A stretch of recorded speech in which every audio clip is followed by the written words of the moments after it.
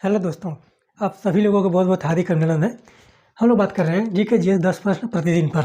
आप जानते हैं कि ये जो प्रश्न बताए जाते हैं, या तो प्रीवियस ईयर्स प्रश्नों से लिए गए हैं या फिर जो आने की संभावना है एग्ज़ाम्स में उससे बनाए गए हैं।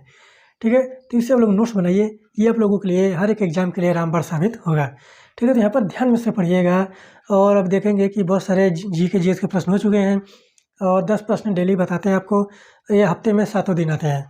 ठीक है?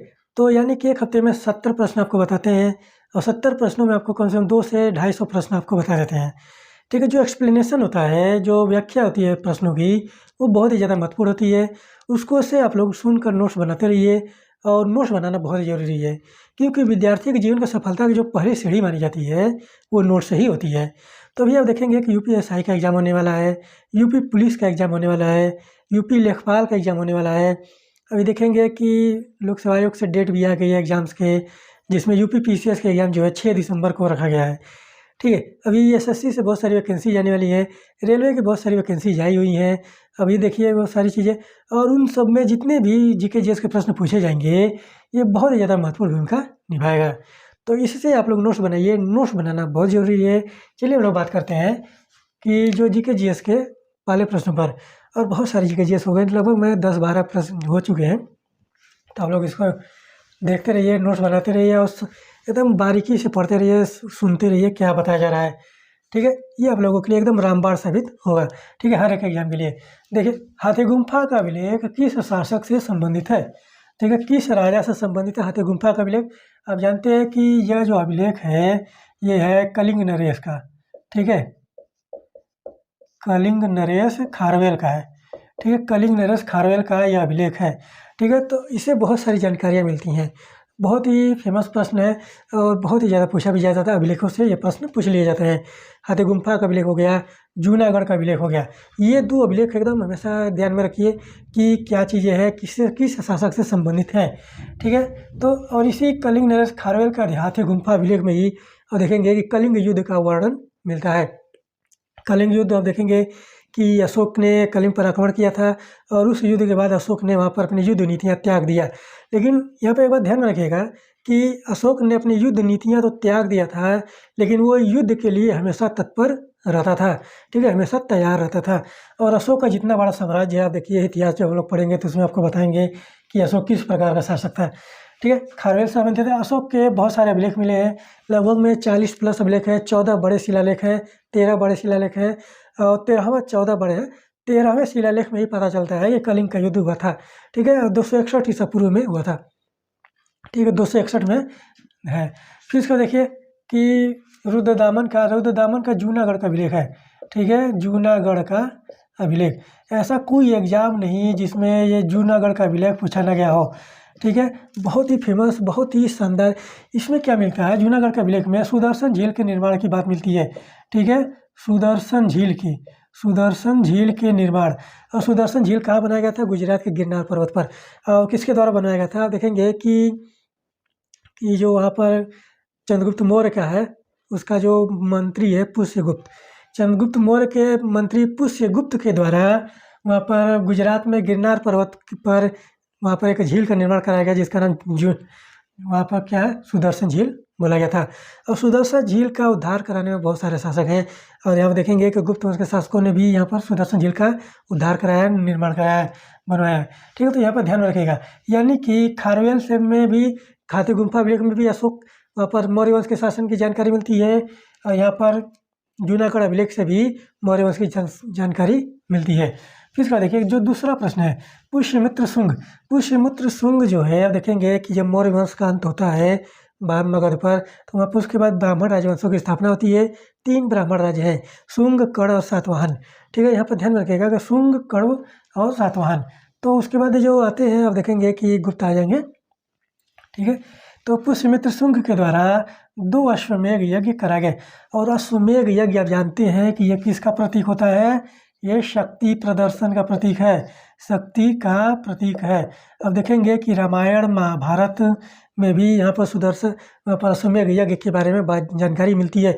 रामायण में भी आप देखेंगे कि अश्वमेध यज्ञ के बारे में जानकारी मिलती है। जब राम जी लंका से सीता मैया के साथ वापस अयोध्या आते हैं, तो उस समय वहाँ पर अश्वमेध यज्ञ कराया गया था।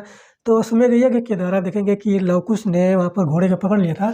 वो सारी चीज़ें उत्तरकांड में देखने को मिलता है, ठीक है। और महाभारत में भी बहुत सारे अश्वमेध यज्ञ कराए गए थे, जैसे कि धर्मराज युधिष्ठिर के द्वारा भी अश्वमेध यज्ञ कराए गए थे। और फिर उसके बाद कालांतर में भी बहुत सारे अश्वमेध यज्ञ कराए, 16 17 अश्वमेध यज्ञों के बारे में जानकारी मिलती है इतिहास में, ठीक है। यहाँ पर ध्यान में रखिएगा। तो पुष्यमित्र शुंग ने तो 2 ही अश्वमेध कराए। अभी देखेंगे कि दक्षिण भारत में जब जाएंगे हम लोग, दक्षिण भारत के शासकों ने तो बहुत सारे कराए हैं, ठीक है। तो यहाँ पर ध्यान में रखिएगा। ये किसका प्रतीक है? शक्ति का प्रतीक है। और यह किस अभिलेख के द्वारा मिलता है? क्या है? शुंग वंश। पुष्यमित्र शुंग के द्वारा 2 अश्वमेध यज्ञ कराने के साक्ष्य किस लेख से प्राप्त होते हैं? किस लेख से प्राप्त होता है? जो 2 अश्वमेध यज्ञ है वो है, देखेंगे क्या थे, गुम्फा नहीं है, सारनाथ नहीं है, अयोध्या अभिलेख। अयोध्या अभिलेख से यहाँ पर पुष्यमित्र शुंग के द्वारा 2 अश्वमेध यज्ञ कराने के साक्ष्य मिलते हैं। और यह यज्ञ किसने संपन्न कराया था? वो थे पतंजलि, ठीक है। पतंजलि थे। देखेंगे कि पुष्यमित्र शुंग के पुरोहित थे। और पतंजलि ने किसकी रचना की है? महाभाष्य की, ठीक है। यहाँ पर ध्यान में रखिएगा कि पतंजलि ने किसकी रचना की है? महाभाष्य। और महाभाष्य क्या है? ये है व्याकरण की पुस्तक, ठीक है। यहाँ पर ध्यान में रखिएगा कि व्याकरण की पुस्तक है, ठीक है। यहाँ पर ध्यान में रखिए। और पतंजलि ने ही देखेंगे कि योग दर्शन के संस्थापक भी है, योग दर्शन, ठीक है। यहाँ पर ध्यान रखिएगा कि योग दर्शन के संस्थापक जो है वो पतंजलि ही है। और पतंजलि के द्वारा पुष्यमित्र शुंग के शासनकाल में 2 अश्वमेध यज्ञ संपन्न कराने का इनको श्रेय दिया जाता है, ठीक है। यहाँ पर ध्यान में रखिएगा। अयोध्या अभिलेख, हाथी गुम्फा के बारे में हमने अभी बात किया। जूनागढ़ के अभिलेख में मैं जो रुद्रदामन का है उसके बारे में बात किया। सारनाथ का अभिलेख जो है अशोक का है, ठीक है। यहाँ पर ध्यान में रखिएगा, अशोक का है सारनाथ का अभिलेख, ठीक है। स्तंभ लेख यहाँ पर पाया गया है। सारनाथ में देखेंगे कि बौद्ध स्तूप भी पाया जाता है। और उस बौद्ध स्तूप का जो नाम है धमेक स्तूप, ठीक है। लाल बलुआ पत्थर से बनाया गया है, धमेक स्तूप उसका नाम है। इसका हमेशा ध्यान में रखिएगा।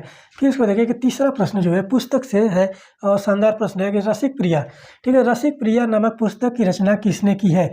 और हिंदी साहित्य चाहे पढ़िए चाहे भारतीय इतिहास पढ़िए, उसमें जो पुस्तकों का जो वर्णन है उसी के माध्यम से ही जो साहित्य साक्ष्य है उसी के माध्यम से शासकों के बारे में जानकारी मिलती है। और इसीलिए पुस्तक जो है बहुत ही ज़्यादा महत्वपूर्ण हो जाता है। और पुस्तकों से बहुत सारे प्रश्न बनाए जाते हैं। अभी धीरे धीरे हम आपको सारे पुस्तकों के बारे में बता देंगे, जो प्राचीन काल में लिखी गई थी, जो मध्यकाल में लिखी गई, जो आधुनिक काल की चीज़ें हैं, ठीक है। फिर उसके बाद देखिए कि रसिक प्रिया किसकी पुस्तक है? ये केशव दास की है। केशव दास देखेंगे कि हिंदी साहित्य के कवि हैं। रसिक प्रिया की रसखान की जो रचना है वो है रचनावली, ठीक है। रचनावली जो है रसखान की है।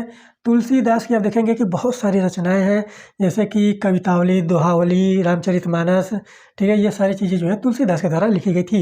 इसको देखिए सूरदास की, जैसे देखिए कि सूर सरावली हो गई, साहित्य लहरी हो गई, ये सारी रचनाएं जो हैं सूरदास के द्वारा किया गया था।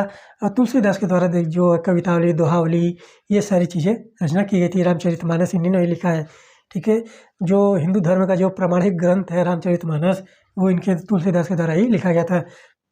बनारस में बैठ के लिख रहे थे, ठीक है। तो तुलसीदास के बारे में तो जब जीवनी इनकी पढ़ेंगे तो इनकी जो जीवनी है बहुत इंटरेस्टिंग है, ठीक है। तो सूरदास के बारे में कहा जाए कि ये बाल्यकाल का, ठीक है, कृष्ण के बाल्यकाल, ठीक है, कृष्ण के बाल्यकाल का इतना सजीव वर्णन किया है। और ऐसा माना जाता है कि सूरदास बस कहने के अंधे हैं, सूरदास अंधे थे, लेकिन कहने के है कि जिस तरह से इन्होंने कृष्ण के बाल्यकाल का जो वर्णन किया है वो ऐसा लगता है कि जैसे कि जब तक कोई व्यक्ति देख नहीं सकता तब तक उसका वर्णन संभव नहीं है। और यहाँ पर सूरदास को क्या कहा जाता है? वात्सल्य प्रेम, ठीक है। यहाँ पर ध्यान में रखिएगा कि वात्सल्य प्रेम का जो जो जो श्रेय दिया जाता है वात्सल्य प्रेम का, वो सूरदास को दिया जाता है। वात्सल्य प्रेम के जो महाकवि माने जाते हैं वो सूरदास ही है, क्योंकि कृष्ण के बाल्यकाल का इन्होंने वर्णन बहुत ही गजब किया है, ठीक है। फिर उसको देखिए कि चौथा प्रश्न जो है, भारत में इलायची व काली मिर्च सबसे ज़्यादा उत्पादक राज्य है। काली मिर्च को आप जानते हैं कि काला सोना बोला जाता है, ठीक है। यहाँ ध्यान में रखिएगा, काला सोना, काली मिर्च को काला सोना, यही जो काली मिर्च है वास्को डी गामा जो आया था 1498 में भारत में कालीकट पे, तो वहाँ से क्या लिया था? काली मिर्च ही लिया था। काली मिर्च लेकर गया, यूरोप में बेचा, बहुत ज़्यादा प्रॉफिट हुआ तो फिर आया, ठीक है। तो उसी तरह से आप देखेंगे कि भारत में यूरोपियों का आगमन हुआ था। तो काली मिर्च जो है कहाँ पाया जाता है? कालीकट कहाँ है? केरल में। तो केरल में सबसे ज़्यादा काली मिर्च और इलायची पाए जाते हैं। और केरल को क्या बोला जाता है? मसालों का बागान। ठीक है, यहाँ पर ध्यान में रखिएगा कि मसालों का बागान। ठीक है, बागान की संज्ञा किसे दी जाती है? जो बगीचे होते हैं जहाँ पर बहुत सारी चीज़ें एक साथ उगाई जाती हैं उसके बारे में। ठीक है, तो केरल में यहाँ पर ध्यान रखिएगा कि केरल में तो मसालों का बागान बोला जाता है, तरह तरह के मसाले केरल में पाए जाते हैं, लेकिन वहाँ पर जो सबसे ज़्यादा मसाला उगाया जाता है वो केरल नहीं है, वो मध्य प्रदेश है। डाटा अगर बदल गया होगा तो वो चेंज हो गया होगा, लेकिन जो पुराना डाटा है उसमें मध्य प्रदेश ही पहले पर था, मसाला सबसे ज़्यादा मध्य प्रदेश में हुआ। फिर उसके बाद केरल को मसालों का बागान कहा जाता है। फिर उसको देखिए, पाँचवा प्रश्न जो है, निम्न में से कौन मानव जनित जीवों में? जीवन का सीधे सीधे आप मान लीजिए कि पारिस्थितिकी तंत्र। ठीक है, पारिस्थितिकी तंत्र के बारे में बात किया जा रहा है। सिंपल भाषा में एक समझने के लिए आपको बता दे रहे हैं कि जीवन का जो व्याख्या होता है तो बहुत बड़ा होता है। ठीक है, तो जो क्षेत्र बहुत ही ज़्यादा है, लेकिन एक सिंपल भाषा में जो बोल दिया जाता है कि जीवों का पारिस्थितिकी तंत्र के बारे में बात कर रहा है। ठीक है, फिर इसको देखिए, वर्षावन मानव जनित नहीं है, ये प्राकृतिक है। घास के मैदान भी प्राकृतिक है, जल तंत्र भी प्राकृतिक है। फिर इसको देखिए, फसली भूमि जो फसल बोए जाते हैं उसमें जो पारितंत्रों का निर्माण होता है वो मानव जनित होता है। ठीक है, यहाँ पर ध्यान में रखिएगा। और फिर उसको देखिए कि जो अगला प्रश्न है, छठवां प्रश्न जो है, निम्न में से कौन सा सही सुमेलित नहीं है? हमेशा इस बात का ध्यान में रखिएगा कि क्या पूछा जा रहा है, निगेटिव है कि पॉजिटिव है। ठीक है, एक तरफ मरुस्थल का दिया है, एक तरफ देश का नाम दिया है, टकला मकान। टकला मकान देखेंगे कि ये मंगोलिया में नहीं है, ये चीन में है। ठीक है, टकला मकान जो मरुस्थल है वो चीन में है। मंगोलिया में कौन सा मरुस्थल है? गोबी का मरुस्थल। ठीक है, यहाँ पर ध्यान में रखिएगा कि कौन सा है? गोबी का मरुस्थल। ये प्रश्न पूछता है मिलान करने के लिए, या फिर इसके बाद कूट की सहायता से, या फिर इसके बाद डायरेक्ट ही पूछ लेगा। ठीक है, तो इसीलिए कहते हैं कि ये आप लोगों के लिए रामबाण साबित होगा ये सीरीज। और आप लोग नोट्स बनाइए, नोट्स बेहतरीन तरीके से बनाइए। आगे देखिए, काराकुम तुर्कमेनिस्तान में, ये सही है। गिब्सन मरुस्थल ऑस्ट्रेलिया में, ये सही है। सोनोरन मरुस्थल जो है अमेरिका में पाया जाता है। यहाँ पर इसको लेकर थोड़ा सा कन्फ्यूजन हो सकता है कि सोनोरन मरुस्थल जो है वहाँ पर मध्य एशिया में पाया जाता होगा, या फिर उसके बाद अरब कंट्रियों में पाया जाता है, लेकिन यह मरुस्थल जो है अमेरिका में है। ठीक है, यहाँ पर ध्यान में रखिएगा। और टकला मकान चीन में, मंगोलिया में गोबी मरुस्थल पाया जाता है। फिर इसको देखिए कि डीएनए, सबसे महत्वपूर्ण प्रश्न जनरल साइंस में बहुत ही ज़्यादा पूछा गया, फेवरेट प्रश्न होता है एसएससी का हो गया, रेलवे का ये फेवरेट प्रश्न है कि डीएनए की द्विकुंडलिनी संरचना की खोज किसने की थी? ठीक है, सबसे पहली बात ये जान लीजिए कि कब हुआ था? 1953 में। ठीक है, यहाँ पर 1953 में यहाँ पर डीएनए की द्विकुंडलिनी संरचना की खोज किया गया था। और कौन थे? वाटसन एवं क्रिक। ठीक है, वाटसन और क्रिक के द्वारा यह खोजा गया, और इसकी खोज के लिए 1962 में इनको नोबेल मिला। ठीक है, 1962 में नोबेल पुरस्कार इनको मिला था। ठीक है, यहाँ पर ध्यान में रखिएगा, नोबेल पुरस्कार। ठीक है, 1962 में।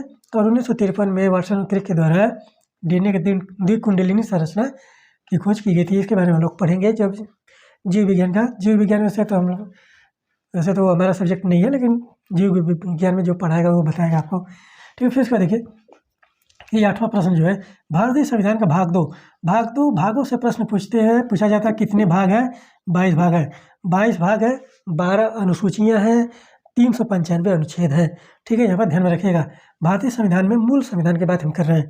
फिर इसका देखिए कि भाग 2 किससे संबंधित है?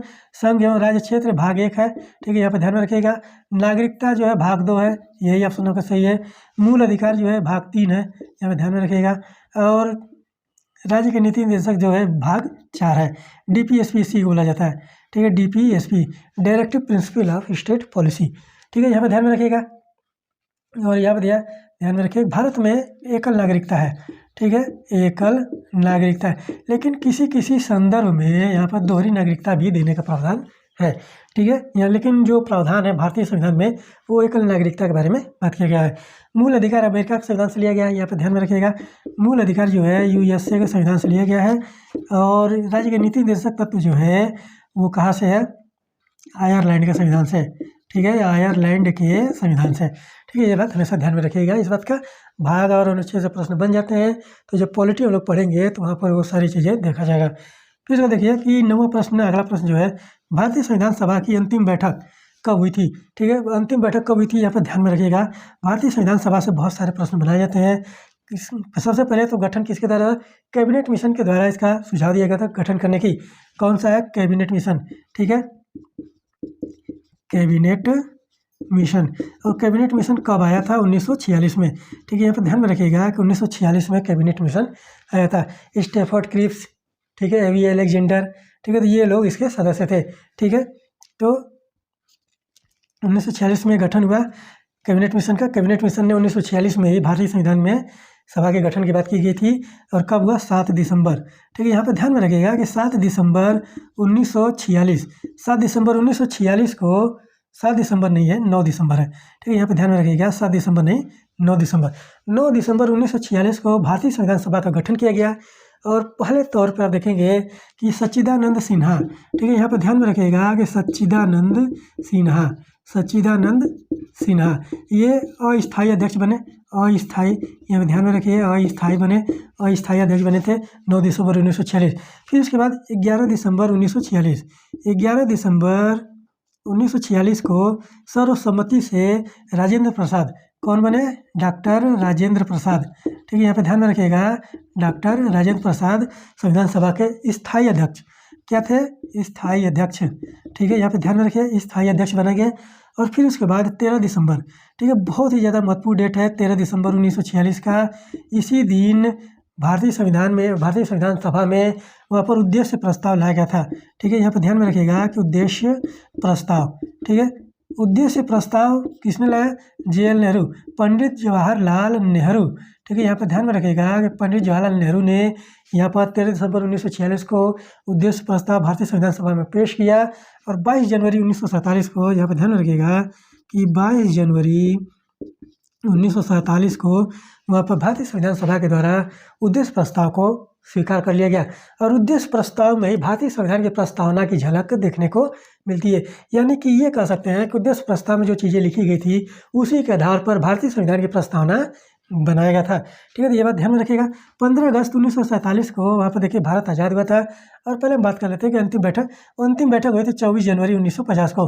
कुल कितनी बैठकें हुई हैं? 12 बैठकें। ठीक है, भारतीय संविधान सभा की कुल बैठकें 12 हैं, लेकिन मान्य जो है 11 ही है, 11 ही है। ठीक है, मान्य जो है 11 ही है, 12 बैठकें कुल मानी जाती हैं। ठीक है, यहाँ पर ध्यान रखिएगा। और जो अंतिम बैठक हुआ था 24 जनवरी 1950 को हुआ था। और 26 जनवरी 1950 को देखेंगे कि भारतीय संविधान जो है पूरे भारत पर लागू हुआ, जम्मू कश्मीर राज्य को छोड़कर। 15 अगस्त 1947 को आज़ादी मिली। 26 जनवरी 1950 को भारतीय संविधान लागू हुआ। 24 नवंबर 1949 को देखेंगे कि जो भारतीय संविधान बनाया गया था, जो भारतीय संविधान का निर्माण किया गया था, उसको असेंबली में पेश किया गया था। ठीक है, यहाँ पर ध्यान रखिएगा ये सारी बातें। और नोट्स बनाइए, नोट्स बनाना बहुत ज़रूरी है। ठीक है, क्योंकि इससे प्रश्न बनते हैं, सॉलिड प्रश्न बनते हैं। फिर इसका देखिए जो अगला प्रश्न है, 10वां प्रश्न, इस सेशन का आखिरी प्रश्न है। भारत का पहला राज्य जो है भाषाई आधार पर गठन हुआ, कौन सा राज्य था? वो था आंध्र प्रदेश। आंध्र प्रदेश में जो गठन हुआ था, पोट्टी श्रीरामालू है वहाँ पर इक्यावन दिन के भूख हड़ताल किए थे। भूख हड़ताल के दौरान उनकी मृत्यु हो जाती है। तो उसी आधार पर 1955 में आप देखेंगे कि वहाँ पर राज्य पुनर्गठन आयोग के गठन किया गया था। उसी के आधार पर फजल अली आयोग भी बना। फजल अली आयोग के तर्ज पर वहाँ पर राज्य पुनर्गठन आयोग 1955 बना। और उसी आधार पर उसी ने अब देखेंगे कि भाषाई आधार पर पहला राज्य बना था, वो था आंध्र प्रदेश। ठीक है, यहाँ पर ध्यान में रखिएगा। और सिंपल भाषा में पूछता है कि जो पहला राज्य भाषाई आधार पर बना था वो कौन सा है। ठीक है, तो ये सारी बातें आप लोग नोट डाउन करिए। ये सेशन आप लोगों के लिए रामबाण साबित होगा। आप जो भी एग्जाम देंगे, जिसमें भी GK GS पूछा जा रहा है, उसके लिए बहुत ही ज़्यादा महत्वपूर्ण भूमिका निभाएगा। ठीक है, तो चलिए मिलते हैं अगले लेक्चर में इसी तरह से GS के शानदार प्रश्नों के साथ। तब तक के लिए धन्यवाद।